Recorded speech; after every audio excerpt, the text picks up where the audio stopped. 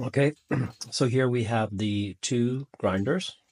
We call this the Mega, and this is the standard and regular. So they both open up at the bottom like this, and this one opens up at the bottom. So I want to show you here. Here's some peppercorns. These are pretty large peppercorns. So let's take some of these, put them in this guy. Let's close that up.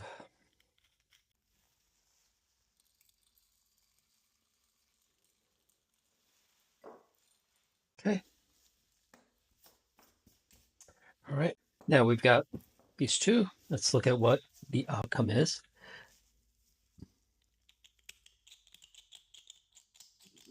So this is the small grinder.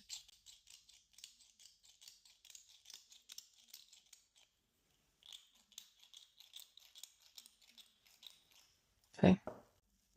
It's the big grinder.